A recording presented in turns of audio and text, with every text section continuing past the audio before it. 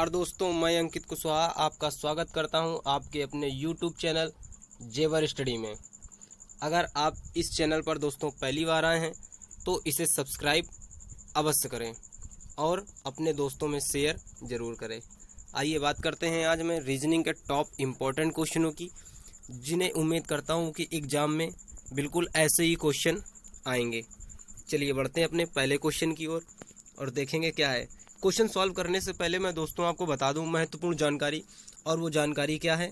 वो जानकारी आपकी है कि संडे को हमारा एक वीकली करंट अफेयर आता है जो कि आपको रोहित सर पढ़ाते हैं, ठीक है। इसके अलावा आपको मंडे और थर्सडे आपको इंडियन ज्योग्राफी पढ़ने को मिलती है, इंडियन हिस्ट्री पढ़ने को मिलती है, और इंडियन हिस्ट्री पढ़ाते हैं आपको वीरेंद्र त्रिवेदी सर। इसके अलावा आपको ट्यूसडे और फ्राइडे आपको पढ़ने को मिलता है इंडियन ज्योग्राफी, जो कि आपको फिर यहाँ पर आरटी सर पढ़ाते हैं आकर। इसके अलावा आपको वेडनेसडे और सैटरडे मिलती है रीजनिंग, जिसको मैं पढ़ाता हूँ अंकित कुशवाहा, ठीक है। आगे देखेंगे, पहला क्वेश्चन आपका देखेंगे आज का किस प्रकार है। पहला क्वेश्चन ये है आपके स्क्रीन पर, कह रहे नीचे दिए गए समूह में उसे चुने जो अन्य के समान नहीं है। चलिए सॉल्व करेंगे इसको। और ये सारे क्वेश्चन आपके एनटीपीसी में आए हुए हैं, ठीक है दोस्तों। उसी के क्वेश्चन दिए गए हैं और इसमें अन्य के समान नहीं है, मतलब भिन्न छांटना है, ऑड वन आउट छांटना है, ठीक है क्या। छिपकली, मगरमच्छ, सरीसृप, सांप। आपको बताना है इसमें भिन्न क्या है, ठीक है, आपको भिन्न बताना है।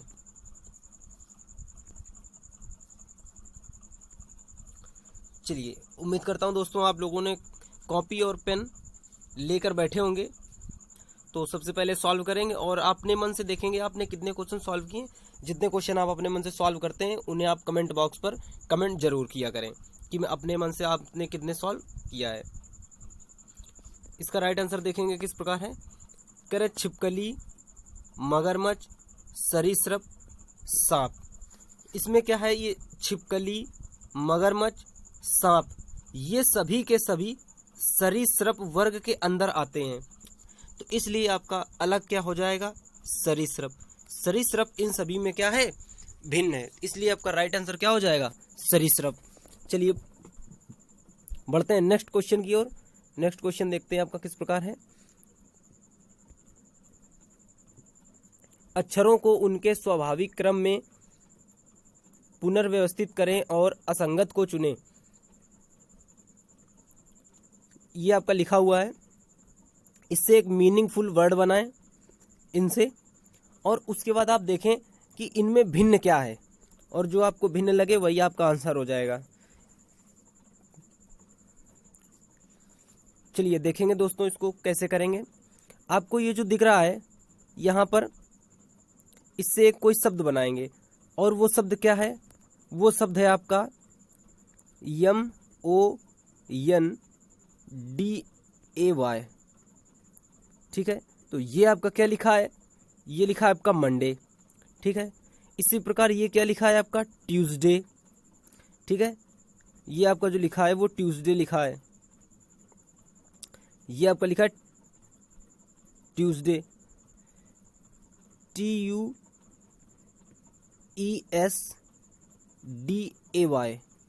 ये आपका ट्यूसडे लिखा है। उसी प्रकार ये आपका क्या लिखा है, फ्राइडे लिखा है, ये आपका क्या लिखा है, फ्राइडे लिखा है, ये आपका फ्राइडे लिखा है,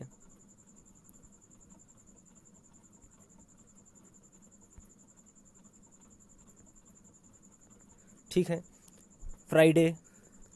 तो आपका फिर ये क्या लिखा है, ये लिखा है आपका हॉलीडे, ठीक है, ये आपका लिखा है हॉलीडे।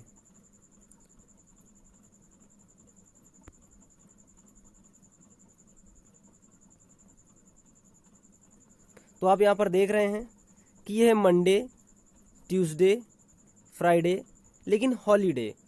तो यहाँ पर सबसे भिन्न क्या हो जाएगा, आप देख रहे हैं हॉलीडे। तो अगर हॉलीडे यहाँ पर भिन्न हो जाएगा तो इस प्रकार आपका राइट आंसर क्या हो जाएगा, आपका राइट आंसर हो जाएगा ऑप्शन नंबर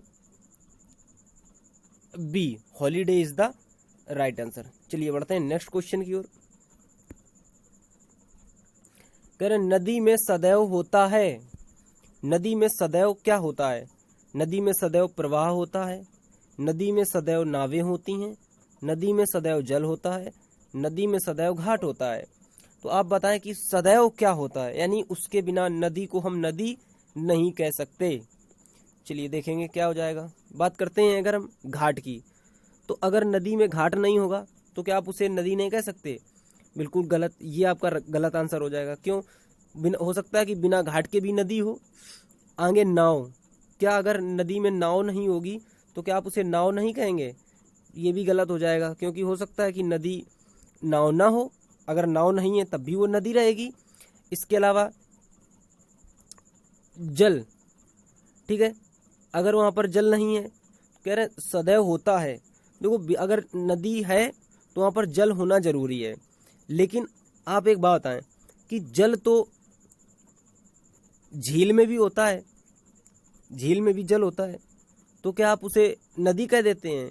नाले में भी होता है, तालाब में भी होता है, तो आप उसे झील तो नहीं कहते, उसे आप नदी तो नहीं कहते ना। इसलिए आपका राइट आंसर जो हो जाएगा प्रवाह, ठीक है, वहाँ पर प्रवाह होना चाहिए। अब प्रवाह है तो ये आपको तय है कि पानी भी होगा, ठीक है ना, इसलिए यहाँ पर राइट आंसर हो जाएगा प्रवाह। ठीक है, नदी है तो वहाँ प्रवाह होना जरूरी है, जल होना जरूरी नहीं है। फिलहाल अगर प्रवाह है तो जल तो होगा ही, लेकिन इसका आंसर जल नहीं होगा, ठीक है, इसका आंसर होगा प्रवाह। चलिए बढ़ते हैं नेक्स्ट क्वेश्चन की ओर। इसका राइट आंसर समझ में आ गया ना दोस्तों, इसका राइट आंसर है प्रवाह। अगला क्वेश्चन, एक अनुक्रम दिया गया है जिसमें एक पद रिक्त है, दिए गए विकल्पों में सही विकल्प चुने जो दिए गए अनुक्रम को पूरा करे। सीरीज है दोस्तों, यहाँ पर आप सीरीज सॉल्व करते हैं। मैंने बताया था डिफरेंशियल रूल लगाएंगे, इन सभी का आप अंतर देख लेंगे और जो भी आपका अंतर आएगा उसी हिसाब से आपका आंसर आ जाएगा। चलिए देखेंगे इनके बीच आपका डिफरेंस कितना निकलेगा। इनके बीच आपका डिफरेंस निकलेगा 13 और इनके बीच कितना निकलेगा आपका डिफरेंस 26। इसके बाद अगला डिफरेंस कितना आएगा, इसके बाद अगला डिफरेंस आपका कितना आएगा, ठीक है। तो अब इस प्रकार आप देखेंगे आपका राइट आंसर क्या हो जाएगा। ठीक है, 4 में 13 जोड़ा गया तो 17 हो गया, 17 में 26 जोड़ा गया तो 43 हो गया, 43 में 39 जोड़ा गया तो 82 हो गया। इसी प्रकार अब 82 में 52 जोड़ा जाएगा तो कितना हो जाएगा 4 और 8 5 13 134 134। तो इस हिसाब से आपका राइट आंसर क्या हो जाएगा, option number A. Option number A is the right answer. चलिए बढ़ते हैं नेक्स्ट क्वेश्चन की ओर। कह रहे 5 लड़के आई जे के यल यम नामक एक गोलाकार मेज में लगी कुर्सी पर इस तरह बैठे हैं कि आई के बाएं ओर यम है, यम और के बीच जे है और जे और यल के बीच के है, तो के तुरंत दाएं कौन है? सेटिंग अरेंजमेंट का क्वेश्चन है दोस्तों, सॉल्व करेंगे फटाफट से और राइट आंसर देंगे। इसका राइट आंसर क्या हो जाएगा, सॉल्व करेंगे इसको फटाफट से।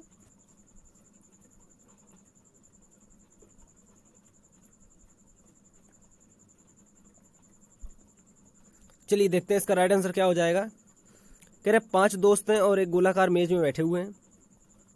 ठीक है, मान लेते हैं आपकी ये गोल मेज है और 5 दोस्त हैं, उनको कुछ इस प्रकार बिठा देते हैं। ठीक है, और इन सभी का मुंह जो है केंद्र की ओर है। अब केंद्र की ओर इसमें दिया नहीं है, लेकिन अगर सभी कुर्सी में बैठे हैं तो केंद्र की ओर ही बैठे होंगे। ठीक है, अब क्या कह रहे हैं, बाएं यम है, आई के बाएं यम है। ठीक है, यम हो गया है, आई के बाएं यम है, यहाँ तक कंप्लीट है। यम और के बीच जे है, यम और के बीच जे है। ठीक है, यम और के बीच जे है, जे और यल के बीच के है, तो जे और यल, अब आ गया आपका राइट आंसर। जे और यल के बीच के है, तो के तुरंत दाएं कौन है? आप देख रहे हैं के ये बैठा है और के तुरंत दाएं कौन है, तो के तुरंत दाएं आप देख सकते हैं क्या हो जाएगा, जे। तो राइट आंसर आपका क्या हो जाएगा, डी। ठीक है, राइट आंसर डी हो जाएगा, यानी के दाएं जे बैठा। उम्मीद करता हूँ ये क्वेश्चन आपको समझ में आ गया होगा। बेहद आसान क्वेश्चन है, ठीक है, लेकिन एनटीपीसी में ये कम से कम 2-3 बार पूछा गया है। चलिए बढ़ते हैं नेक्स्ट क्वेश्चन की ओर। यदि किसी कूट भाषा में AGE को EKI लिखा जाता है तो उसी कूट भाषा में PACE को क्या लिखा जाएगा। चलिए सॉल्व करेंगे, कोडिंग डिकोडिंग से ये क्वेश्चन है, सॉल्व करेंगे फटाफट से।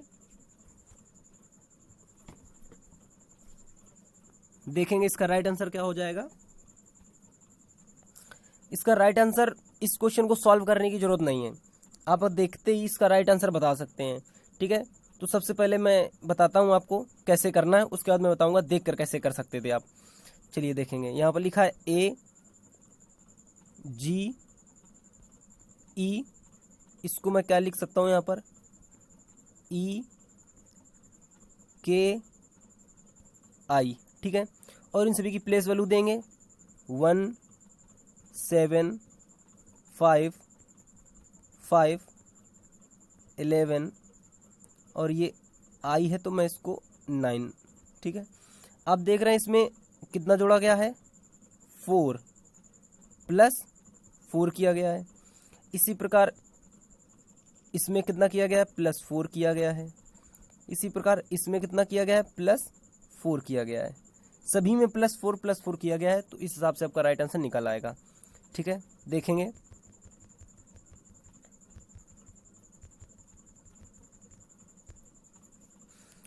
कह रहे PACE। ठीक है, इसको कैसे चेंज करेंगे, प्लेस वैल्यू लिखेंगे 16 1 3 5।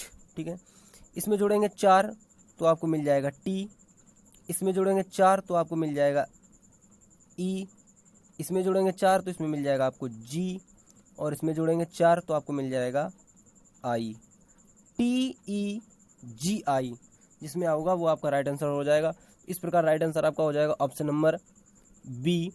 Option number B is the right answer, TEGI। लेकिन आप यहाँ पर देख सकते थे कि डायरेक्ट कैसे कर सकते हैं। देखो मैं डायरेक्ट करना आपको सिखाता हूँ इस क्वेश्चन के लिए। ठीक है, ये क्वेश्चन आप डायरेक्ट कर सकते थे। आप यहाँ पर देख रहे हैं कि ई के लिए क्या है, आई, तो आप यहाँ से समझ सकते हैं कि ई के लिए क्या होगा, आई। यानी अगर यहाँ पर ये लास्ट का लास्ट जाएगा तो ई के लिए आई, यानी आई जो होगा वो लास्ट होगा। इसका मतलब डी आपका आंसर नहीं हो सकता। ठीक है, इसके अलावा ए का यहाँ पर देख रहे हैं क्या दिया गया है, ई। अगर ए का यहाँ पर ई दिया गया है तो सेकंड का सेकंड क्या जाएगा, ई जाएगा। तो इसमें सेकंड में ई नहीं है, इसमें सेकंड में ई नहीं है, तो इस हिसाब से आपका राइट आंसर क्या हो जाएगा, राइट आंसर बी हो जाएगा। चलिए बढ़ते हैं नेक्स्ट क्वेश्चन की ओर। यदि 1 अक्टूबर को रविवार हो तो 1 नवंबर को होगा, आपको बताना है यदि 1 अक्टूबर को रविवार हो तो 1 नवंबर को कौन सा दिन होगा। सॉल्व करेंगे फटाफट से।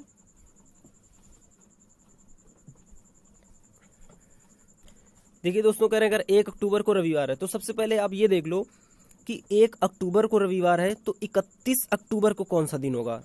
ठीक है, तो आपको बताना है 31 अक्टूबर को कौन सा दिन होगा। कैसे बताना है, 31 अक्टूबर में आप क्या घटा दो, 1 घटा दो। क्यों, क्योंकि ये 1 तारीख दी हुई है। ठीक है, उस 1 तारीख को मैंने यहाँ घटा दिया है। अब यहाँ बचा कितना, 30। अब ये 30 बचा है, इससे मैंने क्या किया, 7 से डिवाइड कर दिया। 7 से क्यों डिवाइड किया, क्योंकि सप्ताह में 7 दिन होते हैं, तो यहाँ से मैंने 7 चौको 28। ठीक है, बचा कितना, 2। ये जो 2 बचा है आपका दोस्तों, ये 2 आया वो शेषफल बचा है, और यही 2 शेषफल ऐड कर दो, किस में ऐड कर दो, ये 2 शेषफल आप ऐड कर दो रविवार में। ठीक है, तो मैं यहाँ लिखता हूँ रविवार +2। तो जब आप रविवार में 2 दिन ऐड करेंगे तो रविवार, सोमवार, मंगल, यानी 31 तारीख को कौन सा निकलेगा, मंगल। ठीक है, 31 तारीख को मुझसे क्या, 31 तारीख को कौन सा दिन आ गया है, मंगल आ गया है, 31 तारीख को मंगल। लेकिन मुझसे मंगल के बारे में पूछा नहीं है, मुझसे पूछा 1 तारीख को, तो 31 को मंगल, तो 1 को क्या आ जाएगा, बुधवार। 1 तारीख को बुधवार आपका आंसर आ जाएगा। ठीक है, 1 तारीख को आ जाएगा बुधवार। इस हिसाब से राइट आंसर आपका क्या हो जाएगा, C, option number C is the right answer. बुध आपका आंसर हो जाएगा। उम्मीद करता हूँ ये क्वेश्चन आपको समझ में आ गया। चलिए बढ़ते हैं नेक्स्ट क्वेश्चन की ओर।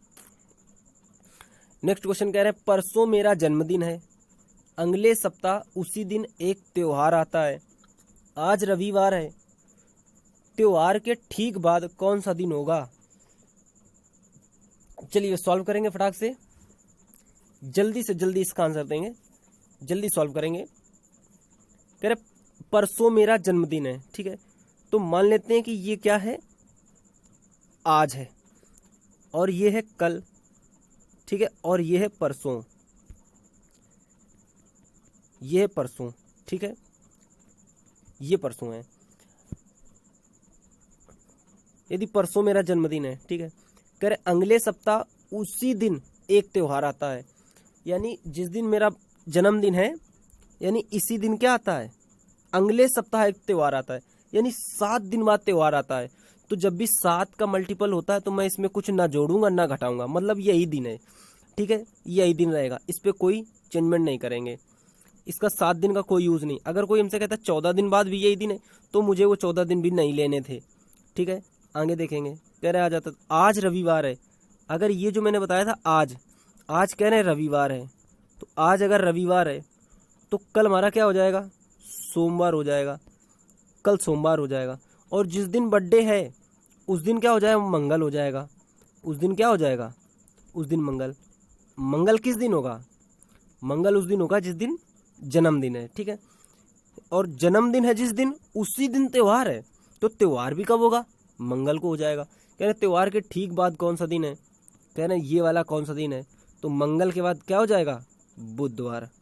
तो आप यहाँ देख रहे हैं कि यहाँ भी कौन सा आंसर निकल कर आ गया, बुध। तो बुध इज द राइट आंसर, यानी option number C is the right answer. चलिए बढ़ते हैं नेक्स्ट क्वेश्चन की ओर। संख्याओं का प्रयोजन चुने जिसके अनुसार अक्षरों को व्यवस्थित करने पर एक सार्थक अंग्रेजी शब्द बनाया जा सके। आपको यहाँ पर बताना है कि एक सार्थक शब्द बनेगा, आपको इन सभी प्लेस वैल्यू में सभी का रखना है, अक्षर रखने हैं यहाँ पर जो दिए गए हैं। कैसे रखना है देखते हैं जरा, एक उठाकर पहला उठा लेते हैं। पहला यहाँ पर दिया गया है 5 3 6 1 2 4। ठीक है, तो 5 में क्या दिया गया है, बी, 3 में क्या दिया गया है, ई, इसके अलावा 6 में क्या दिया गया है, ए, 1 में क्या दिया गया है, यू, 2 में क्या दिया गया है आपका, 2 में है टी, और 4 में क्या है आपका वाई। आप यहाँ से देख रहे हैं कि कुछ ये जो आ गया वो क्या कोई शब्द बनकर आ गया है। जी हाँ बिल्कुल, BEAUTY, ब्यूटी, और ब्यूटी मीन्स होता है सुंदर। ठीक है,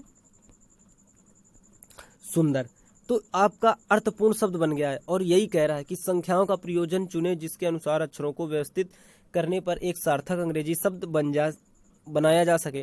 तो इस हिसाब से आपका राइट आंसर क्या हो जाएगा, ऑप्शन नंबर ए। ठीक है, अगर ए नहीं होता यहाँ पर आपको सभी में इसी प्रकार रखकर देखना होता और सभी का कुछ ना कुछ आता।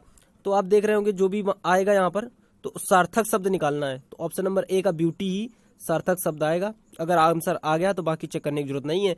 अगर यहाँ पर कुछ और आ जाता जिसका कोई अर्थ ना होता तो हम आगे चेक कर सकते थे। तो चलिए बढ़ते हैं नेक्स्ट क्वेश्चन की ओर।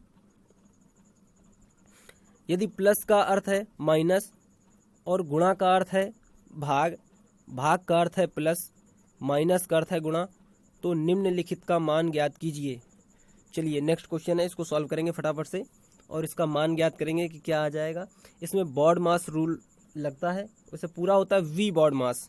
ठीक है, लेकिन जो रीजनिंग में ज़्यादा पूछे जाते हैं वो बॉड मास नियम ही होता है।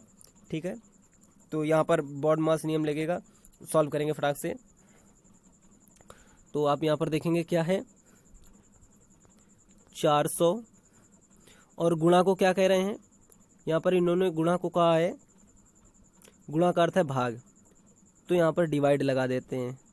इस आगे बढ़ेंगे 5 लिखेंगे और कह रहे हैं माइनस, तो माइनस का क्या अर्थ है, गुणा, यहाँ पर गुणा लगा देते हैं और लिख देते हैं 6।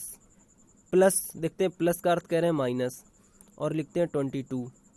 इसके अलावा डिवाइड का क्या अर्थ है, डिवाइड का अर्थ है प्लस, प्लस लगा देते हैं और लिखते हैं 75। सॉल्व करेंगे फटाक से इसको।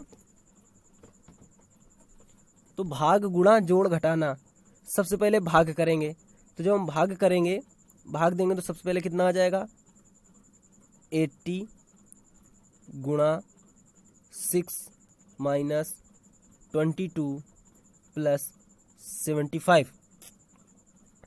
अब जब हम इसको सॉल्व करेंगे, इसको मैं यहाँ सॉल्व कर रहा हूँ इधर, ठीक है। जब इसको सॉल्व करेंगे तो आ जाएगा यहाँ पर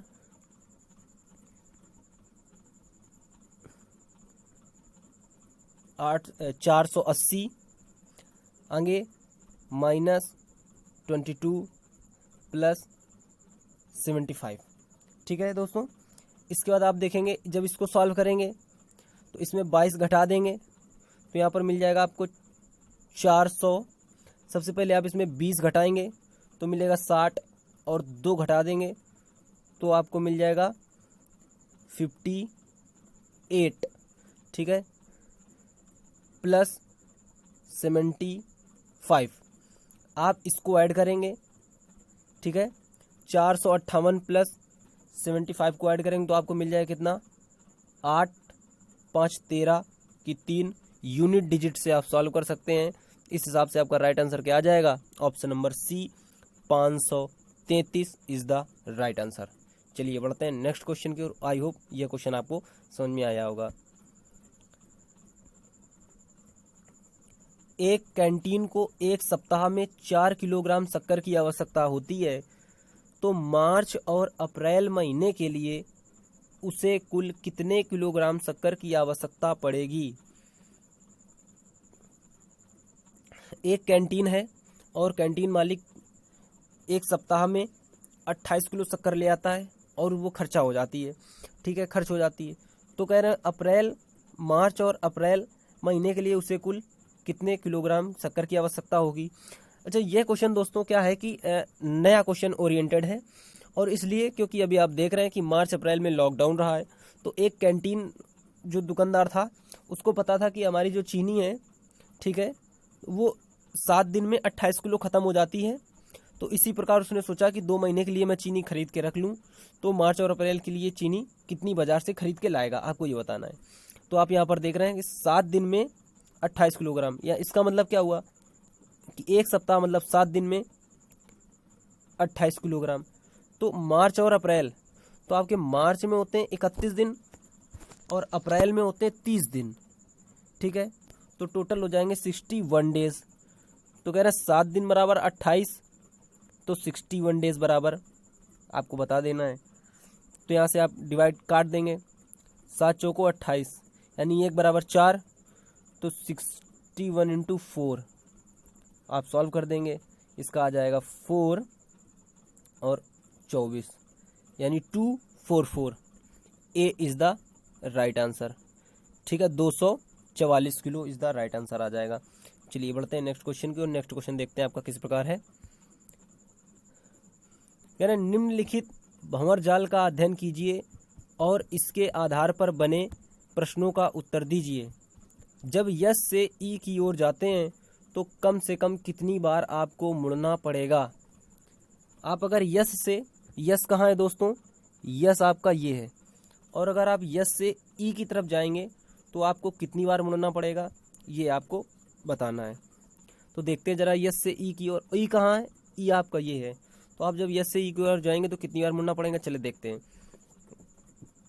आप यहाँ पर गए, 1 2 3 4 5 6 7 8 9, तो टोटल आपको कितनी बार मुड़ना पड़ा दोस्तों, आपको 9 बार मुड़ना पड़ा। इस हिसाब से आपका राइट आंसर क्या आ जाएगा, right answer option number A यानी 9 बार।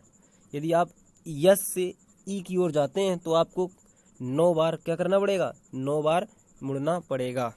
चलिए बढ़ते हैं नेक्स्ट क्वेश्चन की ओर। कह रहे दिए गए कथन पर विचार करें और निर्णय लें कि दी गई धारणाओं में से कौन सी कथन में अंतर्निहित है। कथन इस कंटेनर में गैस है। देखिए कथन और धारणाएं क्या है कि जो आप कथन बोलेंगे वो किसने बोला है, आपने बोला है, ठीक है। और कहने का मतलब जो भी आपके फेवर में होगा वो सही और जो आपके अगेंस्ट होगा वो गलत। फेवर में मतलब वो चीज़ें आपका सपोर्ट करनी चाहिए, ठीक है। देखते हैं जरा, कह रहे इस कंटेनर में गैस है, और ये बात किसने कही, आपने कही। अगर आपने कहा इस कंटेनर में गैस है, मैं मान लो वहाँ पर खड़ा हूँ, तो अगर आपने कह दिया इस कंटेनर में गैस है, अगर मैं कहता हूँ कि इस कंटेनर में ऑक्सीजन है, तो जरा ये बताएं क्या ये आपका सपोर्ट हुआ? नहीं, क्योंकि आपने कहा सिर्फ गैस है। हो सकता है वो एलपीजी हो सकता है वो कुछ और गैस हो, लेकिन मैं कह दूं कि ऑक्सीजन है, ये तो गलत है, ये तो मैंने आपका सपोर्ट नहीं किया, ठीक है, क्योंकि मैंने उसको स्पेसिफाई कर दिया कि नहीं ऑक्सीजन है। क्या आपने बताया इसमें ऑक्सीजन है कि क्या है? नहीं, तो ये आपका विरोध हो गया एक तरह से। फिर मैंने बोल दिया इस कंटेनर में हीलियम है, ये भी एक तरह से आपका विरोध है, क्योंकि आपने सिर्फ बताया गैस है, आपने ये नहीं बताया कि इसमें कौन सी गैस है। लेकिन मैंने कहा अगर ऑक्सीजन है और हीलियम है तो ये दोनों क्या हो जाएंगे, गलत हो जाएंगे। इस हिसाब से आपका राइट आंसर क्या हो जाएगा, ना तो 1 और ना ही 2, ठीक है दोस्तों। क्योंकि कथन को कहने वाला कौन होता है, कथन को कहने वाले हम लोग होते हैं, और जो धारणा हमारा सपोर्ट करें वो सही और जो विरोध करें वो गलत। चलिए बढ़ते हैं नेक्स्ट, और भी इसके काफ़ी रूल होते हैं। चलिए बढ़ते हैं नेक्स्ट क्वेश्चन की ओर। कह रहे प्रश्नवाचक चिन्ह के स्थान पर आने वाली उत्तर आकृति का चयन करें। बहुत ही आसान क्वेश्चन होता है, इसका डायरेक्ट आकृति का चयन कर सकते हैं, कोई भी आकृति घुमा कर नहीं सेट की जाती है। तो आप देख रहे हैं यहाँ पर डायरेक्ट उठाकर कौन सेट की जा सकती है, तो डायरेक्ट नंबर बी, ठीक है। आप ये बी वाली को डायरेक्ट सेट कर सकते हैं, इसलिए आपका राइट आंसर क्या हो जाएगा, option number B is the right answer. चलिए बढ़ते हैं नेक्स्ट क्वेश्चन की ओर। कह रहे चित्र के दिए गए संबंधित जोड़े के आधार पर अनुपस्थित चित्र चुने। क्वेश्चन मार्क स्थान पर आपको बताना है दोस्तों क्या आएगा। कह रहे खरगोश से आप यहाँ पर घेंगा है, घोंगा, खरगोश से घोंगा जिस प्रकार संबंधित है उसी प्रकार यहाँ पर क्या आएगा। आप यहाँ पर देख रहे हैं दोस्तों ऑप्शन नंबर आ जाएगा बी, क्योंकि वायुयान दिखाया गया एक तरह से भाड़ा ले जाने वाला, भाड़ा या यात्री यानी कुछ ले जाने वाला। उसी प्रकार यहाँ पर आप देखा गया है बैलगाड़ी, ये भी ले जा रहा है, ठीक है, वस्तु को। बकरी लेनी जाती है, शेर नहीं, हाथी नहीं, तो यहाँ पर आपको दिखाया गया है बैलगाड़ी, तो B is the right answer. चलिए बढ़ते हैं नेक्स्ट क्वेश्चन की ओर। कह रहे पी ए का पिता है जिसका बेटा यश है, यल के की माँ है जो यश की बहन भी है, ए का यल से संबंध है। यानी ए कौन है, किसका, यल का।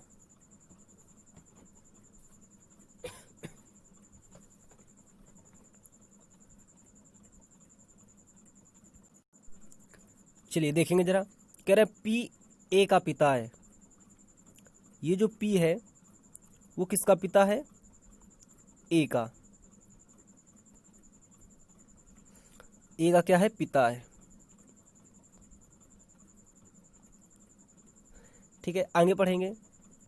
जिसका बेटा यश है, अब यहां पर आपको एक शब्द दिख रहा है जिसका, कह रहे जिसका बेटा यश है, तो मैंने ए यानी जिसका बेटा यश है, यानी ए का बेटा क्या है, यश है। ये ए का बेटा क्या हो जाएगा, यश हो जाएगा। यहाँ पे लिख देते हैं बेटा, ठीक है। आगे पढ़ेंगे।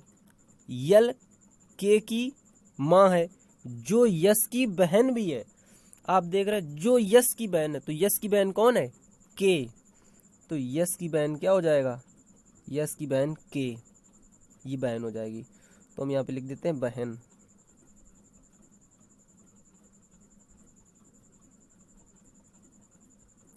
ठीक है, चलिए आगे बढ़ते हैं।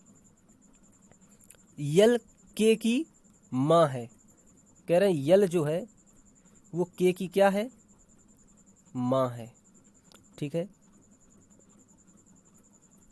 माँ हो जाएगी ये। आगे देखेंगे।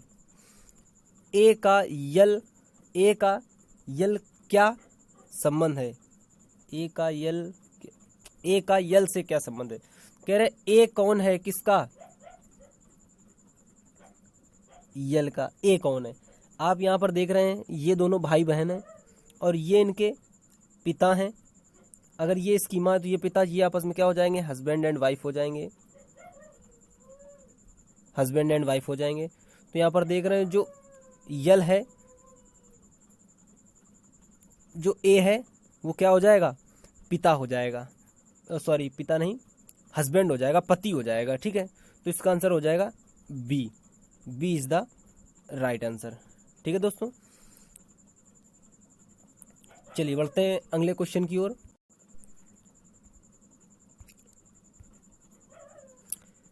Thank you for your attention friends. आज के लिए इतना ही। अगर अभी तक आपने इस चैनल को सब्सक्राइब नहीं किया है तो इसे सब्सक्राइब जरूर कर लें। मिलते हैं नेक्स्ट सेशन में।